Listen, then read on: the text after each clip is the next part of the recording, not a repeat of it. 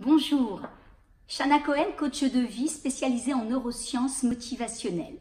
Aujourd'hui, j'ai envie de voir avec vous ce qu'est la relation. Pourquoi? Parce que nous passons énormément de temps, énormément d'énergie autour de la relation. Nous avons envie d'avoir des relations satisfaisantes, déjà avec soi-même, avec l'autre, que ce soit mon conjoint, que ce soit mes enfants, que ce soit mes amis, que ce soit mes collègues.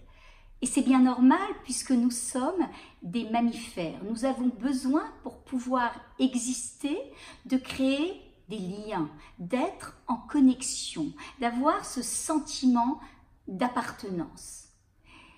Mais en même temps, lorsque je reçois à mon cabinet des couples en thérapie, souvent lorsque je pose cette question, tiens, qu'est-ce que c'est pour toi vivre une relation satisfaisante? Tiens, qu'est-ce que c'est pour toi la relation? Eh bien, je suis souvent étonnée d'avoir pour réponse quelque chose de flou, quelque chose qui n'est pas très clair. Et pourtant, la relation, c'est un sujet qui occupe nos esprits.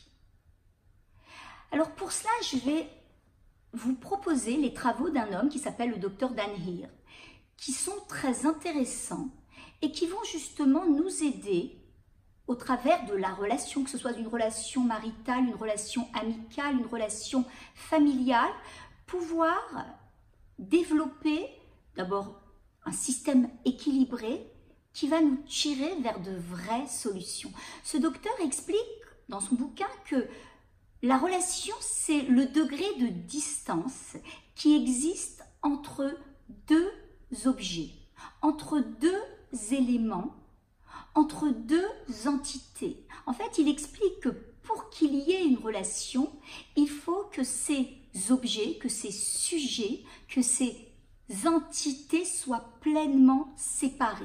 Dès lors où ils ne font plus qu'un, on ne peut plus parler de relation. Pourquoi? Parce qu'ils n'ont pas été séparés. En fait, toute la problématique se trouve là. Nous avons souvent associé autour du mot relation une association neurologique qui ne tient sur rien. C'est-à-dire qu'on a donné l'équation à la relation en disant que une relation, ça doit être une relation équilibrée, une relation authentique. 1 plus 1 est égal 1. Alors bien sûr qu'en partant, que ce soit dans une relation maritale ou dans une relation familiale, sur de telles données, il est clair que ça va fausser notre champ d'action et bien sûr les résultats que l'on va pouvoir obtenir.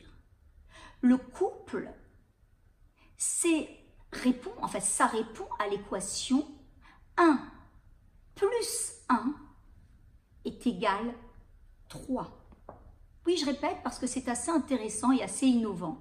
Un couple, ça répond à l'équation 1 plus 1 est égal 3. En fait, c'est l'individualité, l'identité de chacun, la personnalité de chacun. En fait, ce qu'il est réellement, d'accord, qu'il va apporter pour pouvoir créer cette troisième entité qu'on appelle le couple. En fait, c'est ces deux entités complètement séparées qui vont choisir d'unir leurs forces pour créer un troisième espace, une troisième entité qui s'appelle le couple. Il ne peut y avoir un couple que si chacun apporte sa richesse, apporte son éducation, apporte sa différence, apporte ses désirs, ses espoirs, ses rêves, ses valeurs. Souvent, la différence aujourd'hui fait peur. On pense qu'en étant différent, on ne va pas pouvoir faire marcher un système.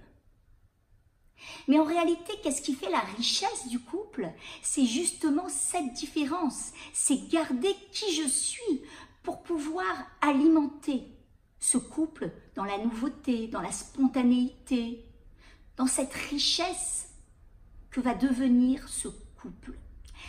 J'ai envie de dire que, au travers de tous les couples que je rencontre, ce que je me rends compte le plus souvent, oui, les couples que je me rends compte le plus souvent, c'est que lorsque l'on décide de créer une relation, eh bien, on est directement dans l'équation 1 plus 1 est égal 1. C'est-à-dire que je vais me défaire de certaines parties qui sont extrêmement importantes.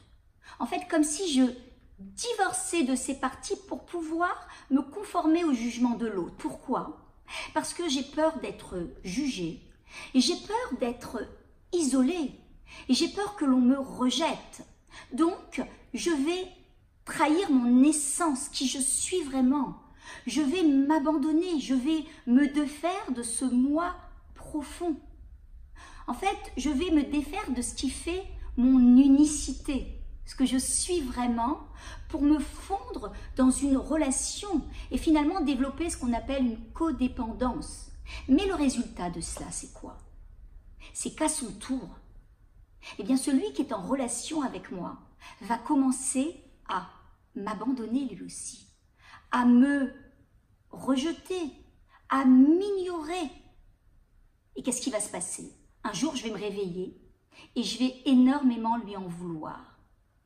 Mais de vous à moi, qui est celui ou celle qui est responsable de cela?